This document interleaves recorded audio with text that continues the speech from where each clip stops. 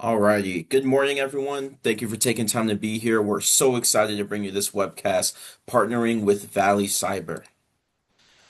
The VMware User Group, or VMUG, is an independent, global, customer-led organization created to maximize members' use of VMware and partner solutions through knowledge, sharing, training, collaboration, and events. Get connected to a local VMUG community near you. We have them all over the globe, all over the country. So go to myvmug.com to connect to a local VMUG community and yes, get connected. Please use the Q&A function for all questions to our panelists today. I know it's easy to use the chat function, but if you use the Q&A function, we can see your questions in live time, see when you asked it, who asked it, and we can address it accordingly. They will answer the questions live or at the end. Typically, we do them at the end, but please use the Q&A function. And lastly, this session is being recorded. I know we love to get access to these presentations, so we will upload them on our YouTube account, and they will also be distributed in a wrap-up email after the webcast. So this session will be recorded. And without further ado, I'll turn things over to Austin. All right, thanks so much, Tristan. It's good to see everyone. Happy New Year. And like Tristan was saying, we'll take questions at the end of the presentation. So whatever questions that you have as we go through things, feel free to put that in the Q&A section, and then we'll get to it at the end of the presentation.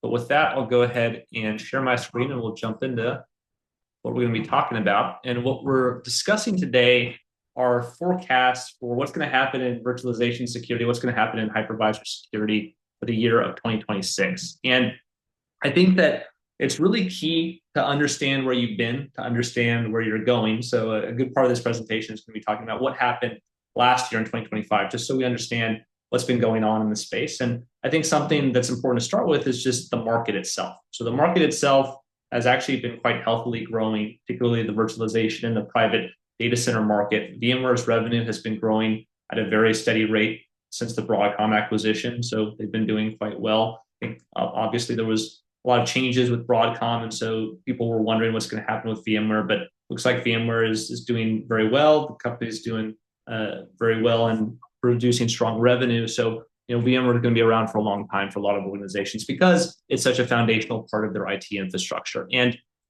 I know that cloud versus on-prem is a conversation people have, and what we're seeing are that a lot of organizations are hybrid. They have some on-prem workloads, they have a lot of cloud workloads as well, and a lot of emphasis is being put on private AI. This is something that Broadcom has been pushing very heavily, this idea of running your AI workloads or your large language model workloads privately so that that data can be held private. And that's something that a lot of companies are adopting. Gartner has talked about how it's a good strategy for data protection and data analysis using AI-based workloads. And so that's certainly something that's happening and growing the server market as well and the virtualization market as well. And so with that growing set of virtualization services and systems being adopted by enterprises across the globe, the attack surface grows. And so the number of attacks that we're seeing against virtualized environments, against VMware environments in particular, has grown significantly in 2025, and we believe it's going to continue quite a bit in 26. So let's talk about some of the big things that happened last year. We'll go into each of these in detail, but we'll start just by highlighting some of the big things. So one of the big threat actors that was very active on VMware infrastructure in 25 was Scattered Spider. So Scattered Spider is a ransomware group that operates typically using social engineering as how they gain initial access to VMware infrastructure, and they caused a lot of damage. They did over $1 billion in damages over the last few years. Marks and Spencer was a big hack they did last year, Co-op as well. Both of these attacks were in Europe, and they did a lot of damage to VMware infrastructure in that particular locality. Another attack that happened later in the year, that was publicized later in the year, was going on for a long time before that, was the Brickstorm breach. And so Brickstorm was more of a nation state level attack. The threat actors were trying to steal data out of corporate networks, and they were using that stolen data to gain access to just secrets, passwords, source code, basically IP information from defense industrial based organizations or key enterprises. And so we'll talk about Brickstorm quite a bit as well. I think a lot of the emphasis on security for most enterprises is on the ransomware side. So a lot of the concern is about Scattered Spider, But there is this other type of attack that's happening against virtualization infrastructure, this more nation state level attack that I think is worth paying attention to as well, particularly if you're working in a sector that tends to be impacted by this sort of thing.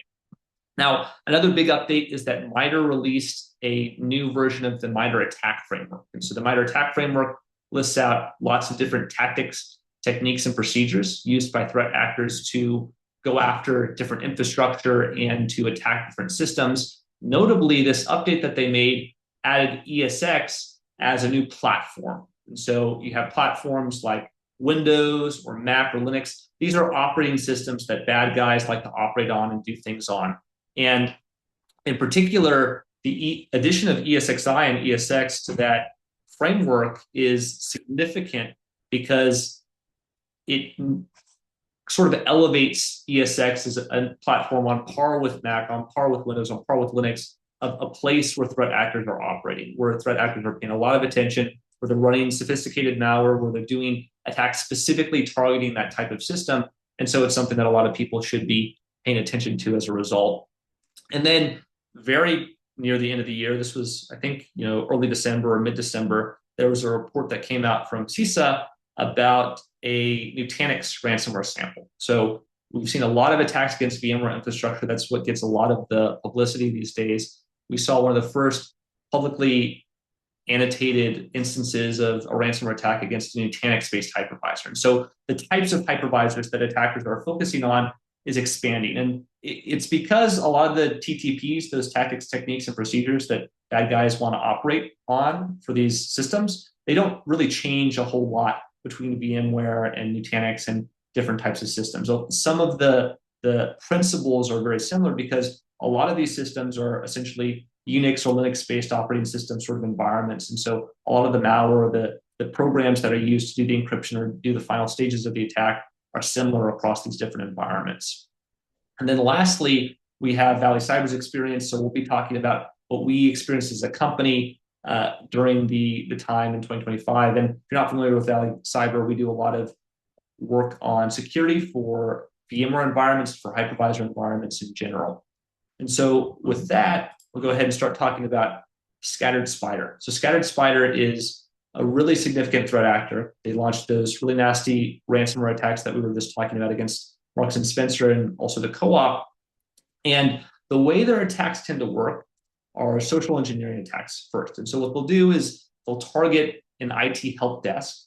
They'll go after that help desk and they will try to get the help desk to give them a password. And they'll try to mimic an IT administrator within the organization to do this. And they can mimic an IT administrator by using AI to steal their voice and try to mimic their voice. They'll also do an attack called a SIM swap, where they'll try to mimic the phone number that's used by an IT administrator. They'll call in using the same phone number or a legitimate appearing phone number. They'll request a password reset or something like that. This is how they typically gain initial access into the environment.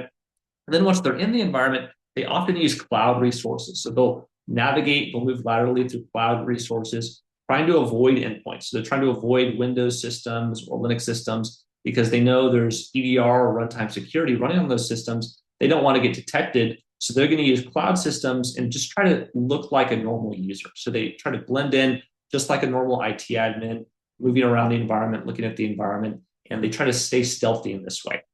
And eventually, they try to make their way to the VMware infrastructure of the environment. Once they have access to it, then they launch the ransomware. And so let's talk a little bit about what that sort of attack looks like. And so we got a quick video that we're going to show that shows what one of these attacks against VMware infrastructure really looks like in practice. And essentially, in this scenario, the attacker has stolen the password for the vCenter system that they're going to be going after, and they're going to try to encrypt the virtual machines on one of the ESXi hosts managed by this vCenter system. So we're going to go into vCenter here.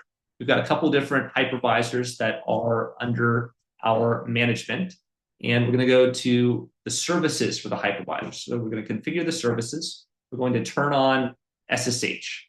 So we're going to turn on the SSH service, and you might think that attackers are going to try to use non-standard protocols to access systems. This is not the case. Typically, Scattered Spider is using SSH. They're using common administrative interfaces to gain access because they're trying to mimic an administrator so that they blend in with the environment.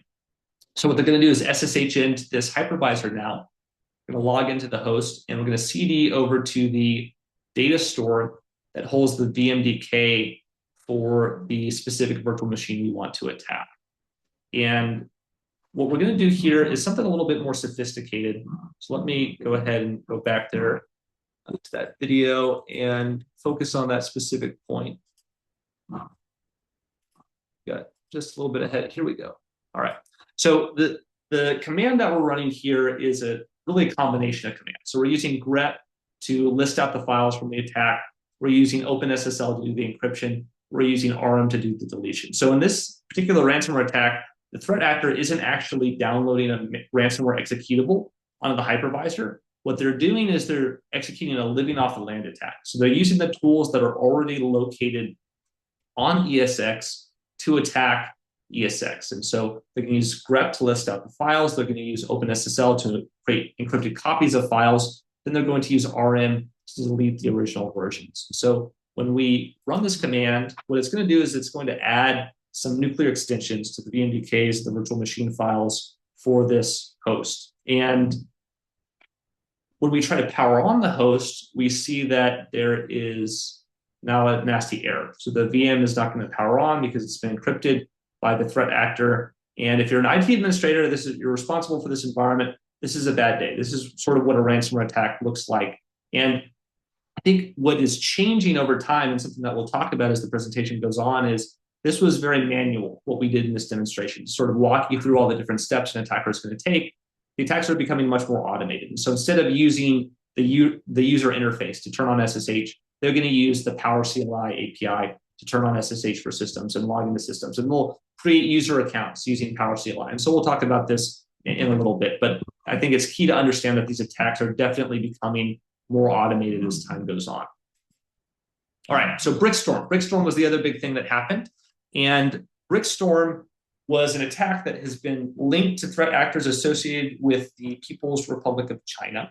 And essentially, the attack was against various enterprises that were using F5 networks, big IP appliances. So F5 networks is basically a network security vendor. They have this big IP appliance that's a network security appliance. And what the attackers had done is they stealthily made it into those appliances at scale. So they were in a lot of different appliances used by a lot of different organizations. And from there, what did they try to do? They tried to get into the VMware environment. So they tried to get into the VMware environment and dwell there for a long time. Some of these threat actors were in these environments for years, which is what's been discovered during these attacks. And so the attackers have been present in these environments for a long time. And the reason they go after VMware environments is because typically the hypervisor or vCenter itself, they're not monitored by a runtime security tool. No one's running CrowdStrike on their hypervisor. No one's running an EDR tool on their hypervisor. And that allows the attacker to exist there for a long time and steal data out of the networks, try to steal VMDKs or steal sensitive information from the network from that vantage point. And there is no more privileged place in the network besides the hypervisor. I mean, the hypervisor runs all the virtual machines. You've got all the VMDK there. So if the bad guy can get there, they can exist there for a long time without being detected, and they can do a lot of damage or steal a lot of data from that vantage point. And this is why these sorts of stealthy attacks really like to go after the VMware infrastructure. And notably, the attackers ran malware both on vCenter and on the hypervisor, and they used Go to write their malware programs, the Golang language. And the reason why Go is very popular for malware authors in general, but particularly for these VMware environments, is let's imagine we're a threat actor and you're going after, who knows, hundreds of different enterprises across the globe. Those different enterprises are probably running many different versions of VMware, many different versions of ESX, and you want your malware to run on all of them. And so what you can do to achieve this is you can statically compile the malware. So static compilation is where we're not going to rely on the libraries for the hypervisor that are present.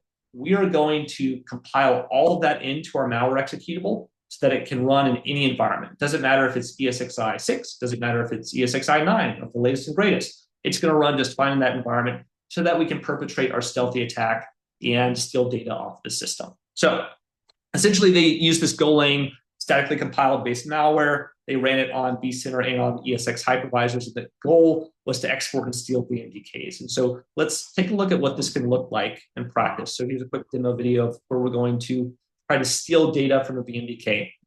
And so in this example, we have an ESX system and a VM that's running on that system. It's a Linux VM. We're just going to look for a file. So this demonote.txt file has got this super secret password. This is the information that the attacker is trying to get out of the virtual machine itself.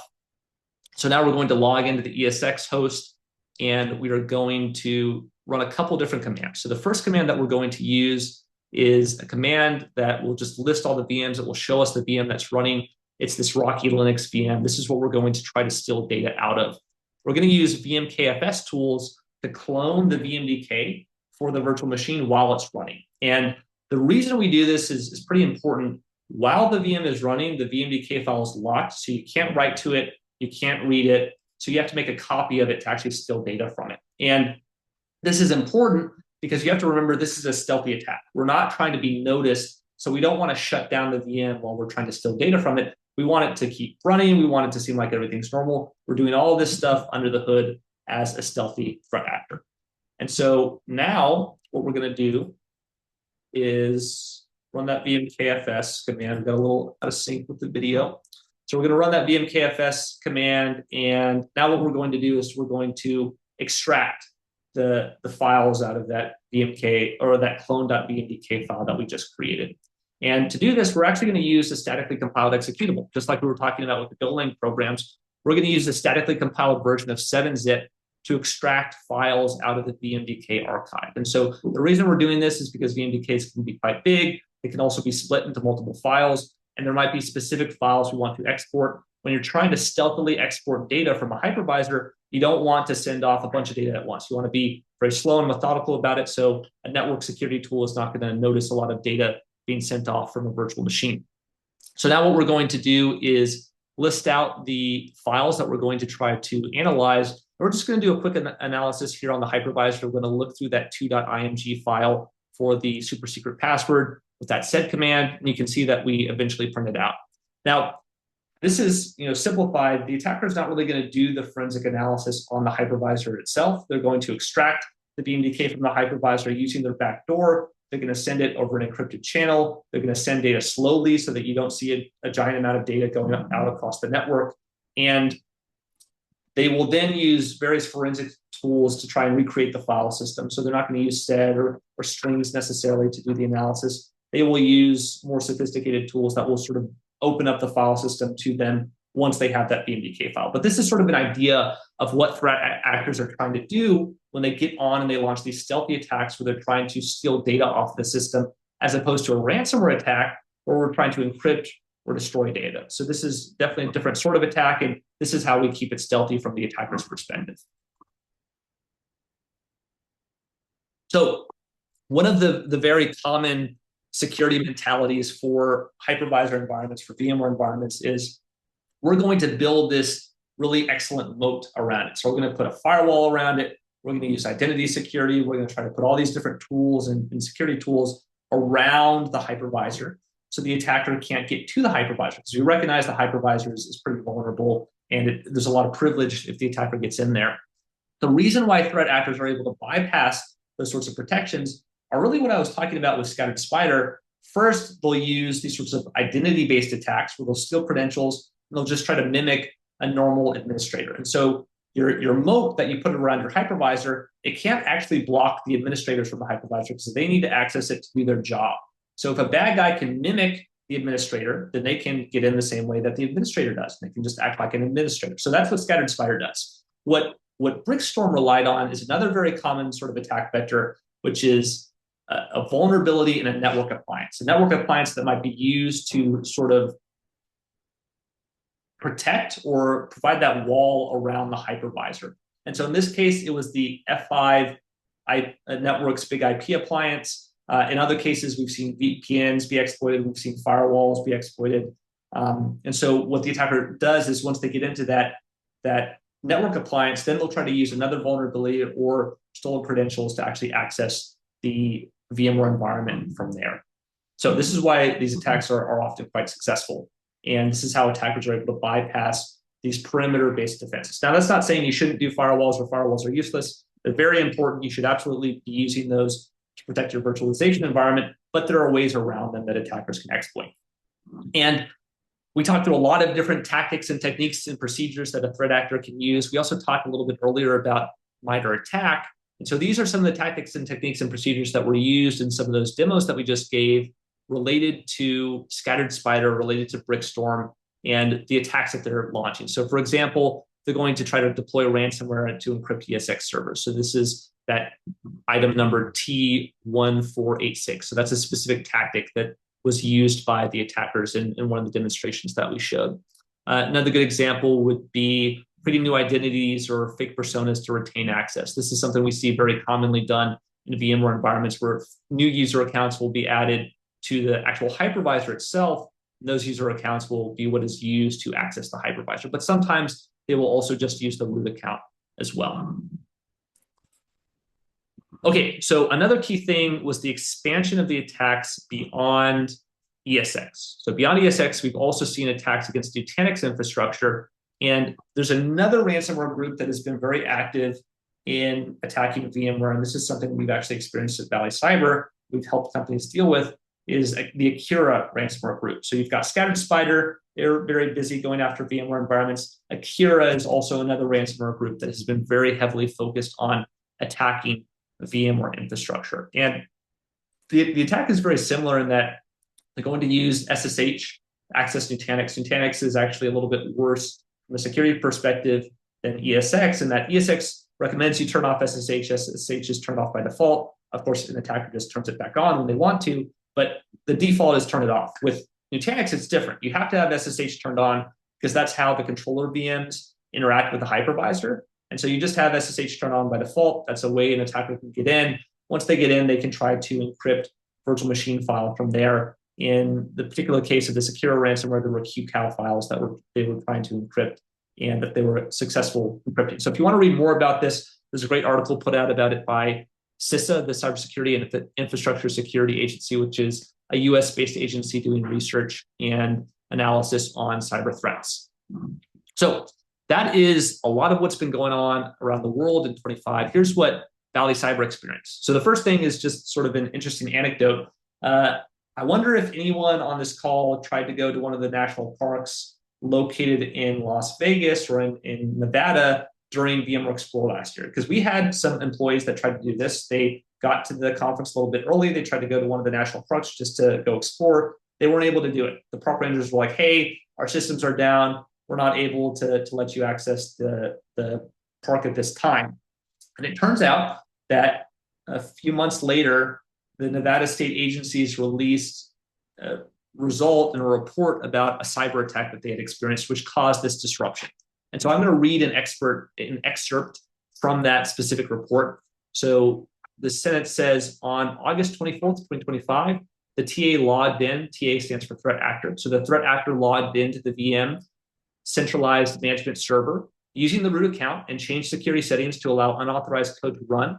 Finally, the threat actor deployed the ransomware onto the virtualization servers hosting VMs, which encrypted VMs and resulted in critical services being taken offline. So that sounds exactly like an attack against VMware infrastructure, just like the attack that we looked at with Scattered Spider, a very similar sort of concept. Now, the report doesn't specifically mention VMware. It just talks about, a virtualization centralized management server. It talks about virtualization hypervisors, but it doesn't specifically mention VMware. That said, all the details about the report make it seem like it's a VMware attack. So that was just an interesting thing that happened sort of around VMware Explore last year. And we as a company responded to several different live ransomware attacks where VMware environments had been compromised. The attackers were in there and the company wanted us to rapidly deploy. Some of these attacks were related to the Akira ransomware group, and we had to deploy our software very quickly to protect those environments. Something that we've noticed, particularly towards the end of the year, is that these attacks are becoming more automated. And we also saw these ridiculous ransom demands. So one organization experienced a ransom demand of $1 billion. Say, hey, we're going to give you your VMs back, but it's going to cost you $1 billion. This is insane, right? No one's going to pay that amount of money based on, well, maybe they will based on the damage, but it's very unlikely. And I think the key thing is that attackers recognize when they go after your virtual infrastructure, they have you in a bind. You're in a really tough position. And so a lot of companies are motivated to pay high ransoms to get out of that situation because it's so painful. Another thing we experienced, hey, we had an attack and we have an EDR solution, maybe it's CrowdStrike, maybe it's something else, and the vendor said they can't really help us because they don't have a solution for that particular system. They don't have a solution for VMware ESX. So this is something we heard a lot from different organizations that we interacted with throughout the year. Now, cool thing is that we were able to rapidly deploy in these environments and prevent doing damage, but it's not ideal, right? You don't want to be deploying security tools while you're being attacked. You want to deploy security tools that prevent attacks before the attack actually happens. And so this is something called preemptive security. So preemptive security is this newer concept that's being championed, particularly by Gartner, but you'll probably hear this phrase show up a lot in security over the next year, which is this idea where we want to stop attacks before they do damage. We don't want to try to respond to them. We don't want to detect and respond. We want to stop it in its tracks so that we don't have to worry so much about the detection and the response, because those processes are time consuming. They can be expensive. The recovery can be very expensive. We want to avoid those sorts of situations as much as possible. So I also want to highlight what other experts in the area are saying. So there's been a lot of great research put out by a lot of different security organizations beyond Vali Cyber. And so one of them that's been particularly active is Google Mandiant. So I'll read a quote from Google Mandiant's 2026 predictions report. So this is where they're predicting what they think is going to happen in 2026. So Google Mandiant said, as security controls mature with guest operating systems, we anticipate a significant pivot into threat actor focus towards the underlying virtualization infrastructure, notably for financial gain. So they're talking about ransomware attacks there. This foundational layer, long considered a pillar of strength, is now emerging as a critical blind spot due to a confluence of systemic vulnerabilities, the inherent lack of endpoint detection and response visibility, the persistence of outdated software versions, and the prevalence of insecure default configuration. So people don't have visibility into what's happening on their hypervisors. We've talked about that a lot already. Outdated software versions, people might be running old versions of ESX, and sometimes they don't have a choice. Sometimes they're forced to run an old version of ESX because of some other appliance or application in their environment that requires it. And then people aren't configuring their environments well either. And we've run into that last one as well, even with large companies. I mean, we've interacted with some large organizations this past year, and they don't have the best default configuration set up for their VMware environments. And so that's something that we should try to fix in 2026 for sure. So what do we think? What does Vali Cyber think is going to happen in 2026? I think attacks against infrastructure and virtualization infrastructure are just going to increase in prevalence. It's not something that we have done a lot to address as a security community so far. People are starting to put emphasis on it because they're seeing threat actors pay attention to it. But I don't think enough has been done in the last year to really stop these attacks. And so in particular, I think the attack surface is going to grow because private AI adoption is going to drive more virtualization infrastructure to be created. I think the hypervisor attacks themselves are going to be very automated. So we talked about how they're becoming more automated. Attackers are using tools like PowerCLI to highly automate their attacks. I think that will be very common. And in fact, in some ransomware attacks against VMware infrastructure, they occur over the course of a few minutes to a few hours, very, very fast attacks because they're just scripting and automating everything across your whole virtualization infrastructure. I think that we saw the first attack against Nutanix. That's going to keep happening too. Nutanix infrastructure is going to be getting attacked more. 26 other hypervisors that are gaining popularity, maybe such as Proxmox, for example. Those hypervisors might be getting attacked more often by ransomware threat actors. And ransomware is and will continue to be a huge concern among enterprises. I mean, ransomware is a huge problem, but there's this other sort of attack that we talked about. So there's these ransomware attacks, but there's also these nation-state level attacks against the VMware infrastructure. I think those will continue as well. And so most organizations, your big concern is ransomware, but certain segments of the enterprise. So critical infrastructure, for example, if you're part of the defense sector or the defense industrial base, these sorts of nation state level attacks where the threat actor is trying to steal data off of your systems, those are going to become more prevalent in 26 as well, because VMware infrastructure is relatively straightforward for an attacker to get into if they're able to do some of these prerequisite steps like gaining initial access to the environment. So that's as far as attacks, that's what we think is going to happen in 26. As far as organizational impact, I think compliance has been lagging quite a bit on hypervisor security. We've seen a lot of these attacks come out. They've been very devastating. We've seen the MITRE attack framework be adjusted. And so as a result, I think compliance auditors are going to pay a lot more attention to what's going on with people's hypervisors, making sure you have the hardening guide implemented, making sure you have the updated versions, you patch things appropriately. Those sorts of controls are going to be paid more attention to than they have in the past. And I think things like runtime security on the hypervisor will be emphasized as well, where in the past they haven't been. So I also think that in line with compliance, cyber insurance companies will be paying attention to what organizations are doing with their hypervisors to secure it. I think that's going to be important for them as they think about what premiums they offer to enterprises, is understanding what the potential risk to the hypervisor really is. And I also think, because I know I've experienced it from my vantage point in Vali Cyber, organizations are going to continue to want some sort of preemptive solution running on the VMware infrastructure, running on the hypervisor that can stop attacks in its tracks, rather than trying to do this whole detect and respond approach or try to stop things many stages earlier in the attack chain. I think a lot of enterprises are going to recognize that we can only do so much early in the stages, and we want to do something more on the hypervisor itself. And this is sort of a silly one, but it's silly. It's really kind of sad. Something that we talk about a lot in our presentations are the prevalence of hypervisors attached to the public internet. So you can actually go on the public internet, you can do a network scan, and you can see an ESX system or a vCenter system. And the current count, according to Shodan, which is a tool that will go around the internet and look for different applications, the current count is about 27,000 hypervisors and virtual machine infrastructure systems like vCenter. These are being seen on the internet. And a lot of them are located in China, but there are a lot in other parts of the world as well. And this number should be zero. We should have no hypervisors exposed to the public internet, no vCenter systems exposed to the public internet. This is really, really bad for security and should never happen. So maybe this is a number that will start to go down in 26, but we'll see. I think people have been a little bit lackadaisical about this as the years have gone by. So on that point about preemptive security, we're a technology vendor, Vali Cyber is, and so we built a solution called Zero Lock.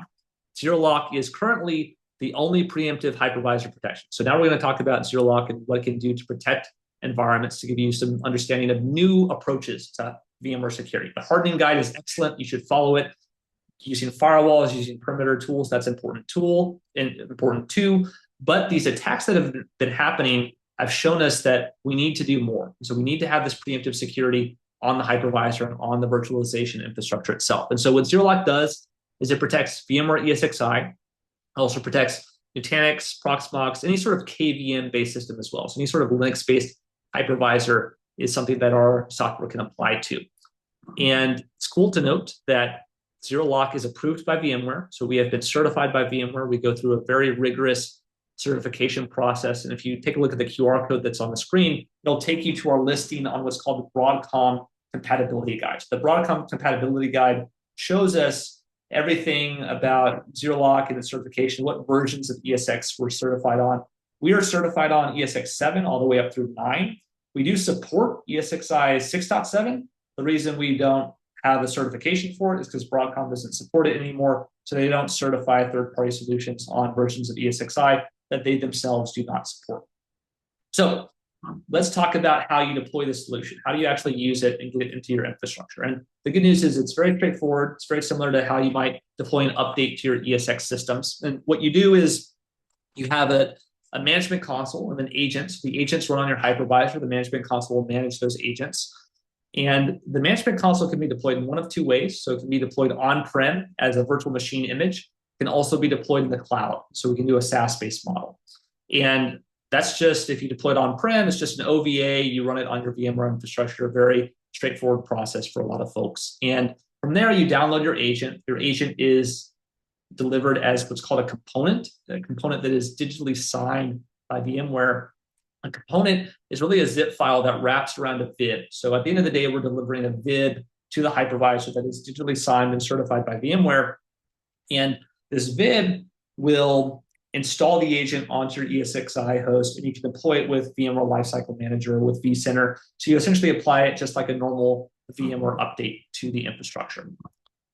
And it's key to note that we're focused on a very specific problem. We're maniacally focused as a company on stopping these infrastructure and virtualization attacks. And so as part of that focus, we need to fit into an organization's broader security infrastructure. To do this, we plug into your SIEM. So if you have a SIEM or a SOAR tool that you're using, we have a log forwarding capability where we will send logs into that SIEM, and you can ingest those logs, analyze that data alongside all the other data from all your other security tools that you might be using. We've done integrations with Splunk and Sumo Logic and Google SecOps and many, many different other SIEMs. It's a very straightforward integration to use, and it's generic. So really any SIEM that accepts JSON data, that accepts HTTP requests, should be able to accept data from Zerlock without any problem. So the other key thing to note is, what is the impact on your hypervisor if you run the solution? What is the performance impact?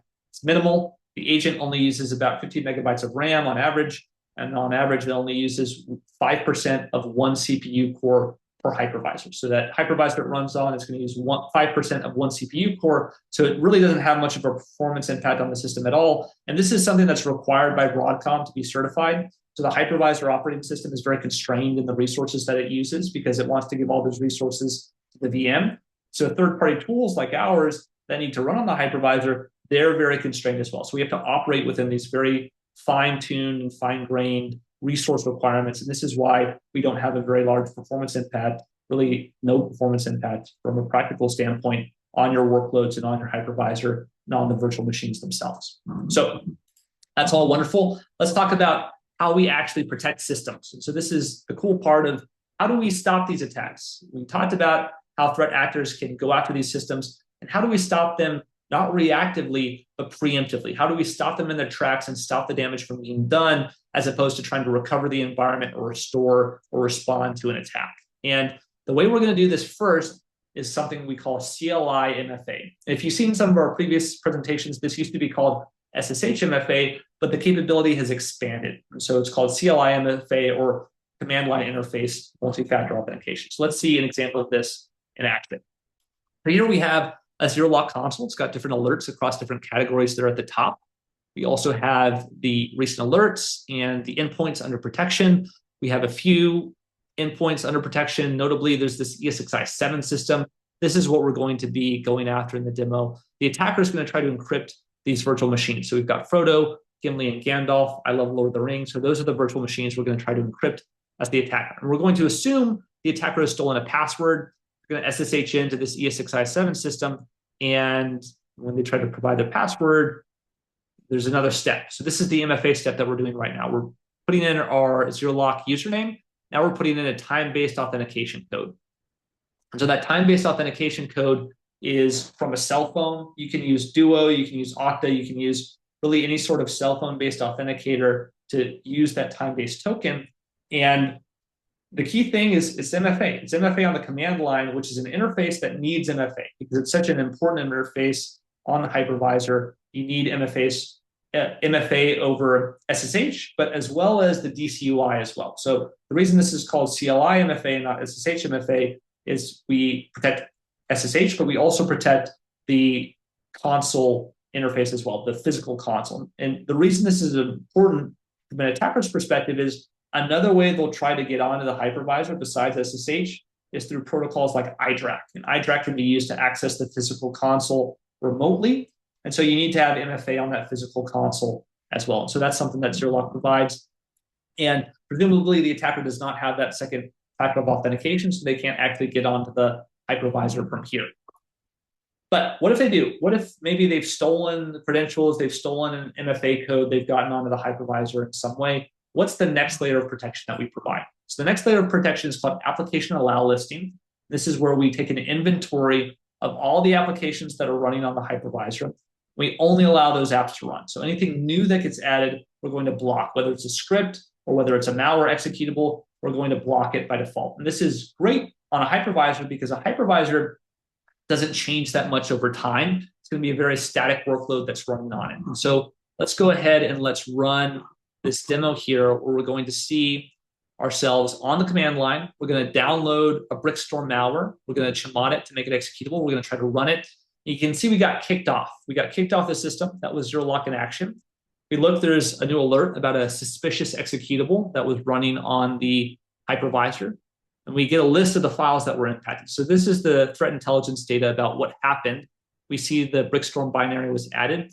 We also get a process tree. So the process tree shows us the lineage of the attack starting from SSH. And we can click into these blocks and we can see additional information like full command line arguments, full executable hashes. So this is the sort of data that your security team is going to want to know about after the hypervisor gets breached or after you get one of these alerts. They want to know who's doing it, how are they getting in, and what malware or what attack are they trying to run against my hypervisor so that I can take further corrective actions and further steps from there. But the key thing to also note is this is a preemptive protection. So we kick the attacker off the box. We blocked the malicious Brickstorm malware from running. And this is what Zero Lock does. We're preemptive security for your hypervisor. Now, the next layer of protection is something very cool called lockdown rules. Lockdown rules are these fine-grained access control rules that allow us to define what files you're allowed to access on the hypervisor, what programs are allowed to be run on the hypervisor, and what applications those programs themselves are allowed to run, what network resources are allowed to be accessed as well. So we can really lock down the hypervisor in a lot of different ways using these rules. And what I'm going to demonstrate in this next demo is not just the lockdown rules themselves, but also anti-tampering. Any security tool needs to be able to protect itself from attackers because attackers, when they get onto a system, they know there's a security tool there. The first thing they're going to try to do is turn it off. So how do we prevent the attacker from turning off our security tool? How do we prevent them from turning off Zero Lock? We are going to do this by protecting ourselves from being turned off or removed. So in this example, we're going to use a Power CLI script. And so we've opened up that script there at the top of this screen. You can see there's this remove component.ps1. And essentially, this is just going to use the Power CLI API for an ESX CLI command, which will try to uninstall Zero Lock from the system. So we'll try to remove the vid from the system. So what we're going to do is we're going to run this command. We're going to try to remove the Zero Lock vid. And when we do so, we end up logging into the hypervisor. So we've logged in, but we get an alarm. It says, hey, this operation stopped, it didn't work. And we get an alert inside of Zero Lock itself about an attempt to manipulate installed vids. And so we'll go into the process tree. This process tree is different than the one we saw before. The attack is not coming from SSH, it's coming from host D. Host D is what runs Power CLI commands. And we can see what ultimately host D tried to do. It tried to run this command that tried to uninstall Zero Lock. And we blocked that from happening because that's not how Zero Lock should be shut off. Now, if you do need to shut off Zero Lock, if you do need to turn it off for legitimate reasons, you do that through the management console. The management console is protected by MFA, role-based access control. You can run the agent on our appliance as well. It's got lots of different protections for it itself. And this is where you can legitimately turn off the agent or disable protections. And I think something that's key to understand as well is we've added a feature within the last year called alert-only mode. So alert-only mode is the ability to put the agent totally into an alert-only state. So it's not going to block anything. And there's a mandatory timeout for that as well. So if we do try to block something or you want to revert the agent back to a protective state, you can do that by setting up this mandatory timeout. And this allows you to set up maintenance windows. Let's say you have a maintenance window, you need to go into the hypervisor and do some work. You can use alert-only mode to get that done without being interfered with. All right, so the next protection that's key to understand is also a lockdown rule protection, but it's a different use case. And so the use case is preventing exploits and virtual patching. So if you were dealing with patches for VMware last year, you'll know that there were some attacks that came out for VMX, which are virtual machine escapes. Virtual machine escape is where the attacker tries to escape from a virtual machine, tries to run code on the hypervisor from there. But we have a rule, a lockdown rule that protects the VMX process. So if the VMX process tries to do something strange, like run wget or run netcat or busybox or sh or any of these other different commands that are associated with exploitation, we're going to block that behavior. And so what we'll go ahead and do now is we'll go ahead and try to attack one of these hypervisors with one of these VM escape exploits. And we'll go ahead and we'll log into the virtual machine workload itself. We'll log into the virtual machine. We will run the exploit script. And the goal of this exploit script is to run a netcat connection that will connect back to the attacker's infrastructure. And when we do that, our attempt is blocked. So we get this alert about ESXi VMX. The attempt was blocked. If we go into the alert, we try to look at the details. Again, the process tree is going to look different. There are no files affected by the attack. The process tree shows the attack coming from VMX. So the VMX application is what actually tried to run the attack. So it started with a init.d, and init.d is what starts VMX. VMX was a photon-based VMX file or virtual machine that was trying to run the attack. And then we have the actual netcat connections. The outbound network cat connection that was used by the attacker is what was flagged here, because VMX should never do this. And the great thing about virtual patching and this exploit prevention capability is patching is reactive. So every time you have a new CVE come out, you have to handle that CVE with a patch. And maybe this is a delay in the amount of time that it takes for a patch. I think there was an example last year where there were some CVEs related to Pwn to Own, which was a competition in Berlin. And it took a few months to actually deliver a patch and have that be available for end users. And then you have to apply the patch. So you have to go through that process of applying it. And it's one-to-one. So a new CVE comes out, you get a new patch. New CVE comes out, you get a new patch. Well, the great thing about virtual patching, this exploit prevention, is VMX is going to be targeted by many CVEs, whether it's today, whether it's CVEs in the future, whether it's CVEs in the past. There are a lot of different CVEs that affect VMX because it's a major attack surface on ESXi, these escape to host exploits. And by blocking the exploit behavior, we're being much more proactive about how we stop these attacks, being much more generic as well. So you just apply these rules that block the attacks, and this gives you some breathing room. So you still should patch, you still need to patch your systems, but you have a mitigating control in place for these CVEs and for these exploits that will allow you to apply the patch on your schedule without having to run around like your hair's on fire every time a new critical CVE comes out. So that's exploit prevention, virtual patching, a very key capability a lot of our customers really like. And then lastly, we have the AI behavioral detection and the automated remediation. So in this example, this is where we're going to look at specific behavior and try to block specific behavior associated with malware. And so we'll use the living off the land attack in this example. So this is the same sort of command that we used in the scattered spider example much earlier in the demonstration. We're going to use grep to list out the files for this Gandalf VM. We're going to use OpenSSL to do the encryption, and we're going to use rm to do the deletion. And so we will go ahead and run those commands.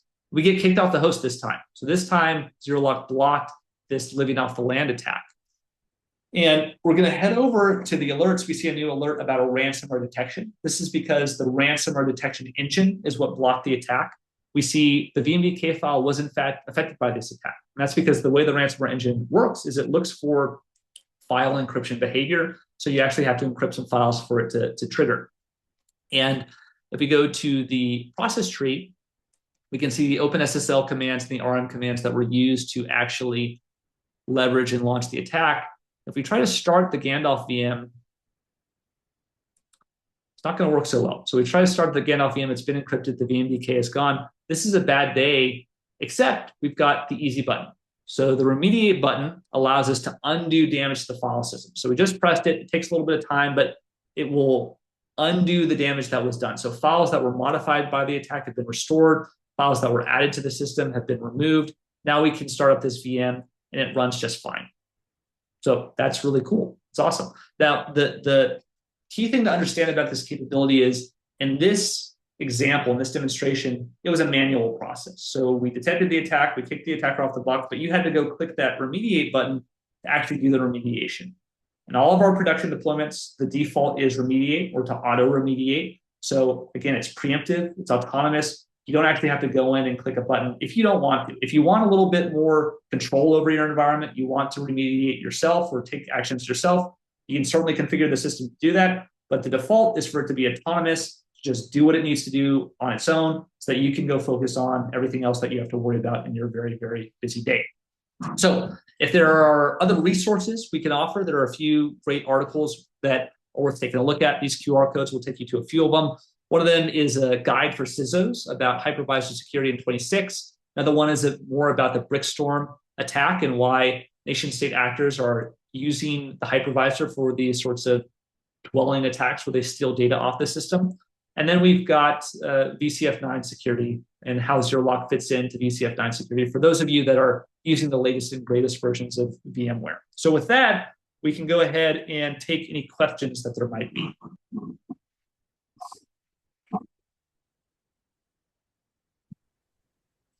Hi, Austin. Thank you so much. Thank you, everyone, for joining us. I am Megan Howard. I'm the VP of Marketing for Vali Cyber, and here to help Austin answer some of your questions. Austin, we've got a couple to kick off with. The first is, how does using AI change the landscape of these kinds of attacks? Yes, so I think AI from an offensive and a defensive perspective is an accelerator. So it allows the attackers to operate more quickly, and it allows them to automate just in how you automate your work. So let's say you're writing an email or you're writing some code. AI can help you do that much more quickly. AI can help attackers do some of the basic things related to an exploit or an attempt against a network much more quickly. So if they want to do network reconnaissance, if they want to gain information about what's located on the network, they can do that with AI and they can do it very quickly. So this will speed up the rate and the frequency of attacks. Got it. And then a follow-up question is, how does ZeroLock align or integrate with NSX? Yeah, so NSX is an awesome capability from VMware that's focused on protecting the workload. So it's essentially doing traffic analysis. And if you get NSX, the advanced threat protection, I believe it's an add-on that you can get on top of just the standard version of NSX, that will actually do malware analysis inside the workload itself.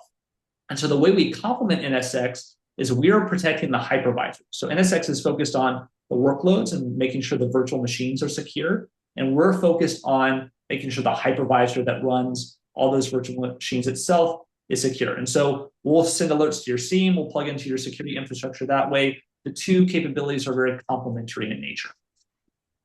Got it. If anyone else has any questions, please feel free to put them in the chat or in the Q&A, and we can continue to answer them. While we're waiting for those to come in, I do just want to touch on the fact that we are so honored to be a part of the VMUG community and to continue to support you guys. Austin was talking about some of our experiences in 2025, and some of you have come to us at different shows and things to share your experiences, the attacks that you've been facing, and some of the consequences there. I encourage you guys to just kind of talk with each other about these sorts of things. I know it can be sensitive and everything like that, but this is how we're going to figure this out and keep everybody safe. And so thank you for trusting us with your stories and for telling us your experiences. And we hope that we can work with you guys to keep, basically make this a problem that's in the past instead of one that we continue to deal with on a regular basis. Let's see. We have another question, which is, do you have any higher education institutions using ZeroLock? We do, yes. So education is definitely an area and a vertical that we have a lot of interest in and traction with. So we've done well across a number of verticals, but we've definitely done quite a bit in education as well.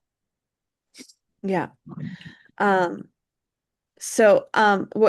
We don't have, obviously we want to keep clients confidential unless we have their permission to speak to that, David.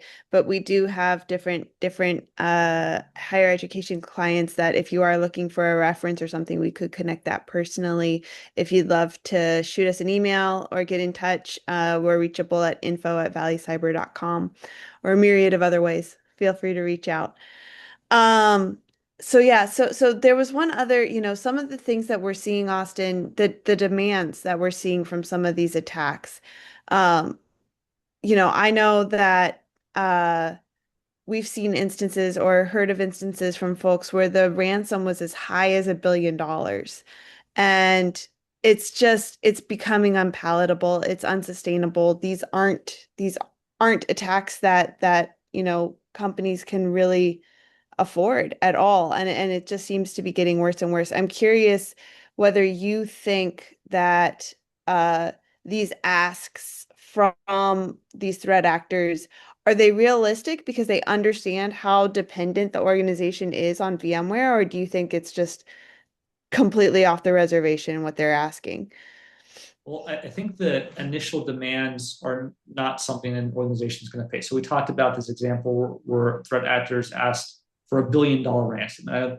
It's got to be a very significant organization, experience a lot of pain to pay that much money. I don't think I've ever seen a ransom that high in the past. And so that's the starting point for the negotiation. The reason they start high is because they recognize that if they've gotten into your virtual machine infrastructure and your VMware infrastructure, it's a very devastating attack. They can definitely do a lot of damage from that vantage point, and they know that they have you in a tight situation, a very tough situation. So they're going to demand a lot, and this is why these attacks keep on happening. They're financially motivated, and attackers recognize that if they can attack your private cloud, then you're going to be very motivated to pay a ransom because you are feeling a lot of pain. Yeah. Okay, well, I think we're at about time. I want to thank everybody for joining us. I want to thank VMUG for hosting us, and just really encourage everyone here to please, talk with your teams about preemptive security strategies. How can you avoid being in this sort of spot in the first place? I know Austin, running these fire drills with some of these organizations, it takes a lot out of you. It's quite time consuming, and so to be able to get in front of it, to have that peace of mind, I hope that that's something that you guys will consider in your strategies for 2026. Austin, do you have any closing words for everyone who's here with us? I think what you said is very correct, Megan, is that you don't want to be dealing with your VMware security while you're being attacked. That's the worst time to be dealing with configurations and security tools and all of this stuff. You want to make sure you have your environment set up and ready for an attack ahead of time. And this is why preemptive security is so important. You want something in there that's going to prevent attacks from happening. And to do this, you have to implement your security controls ahead of time before the attackers are in your environment doing damage. Yeah.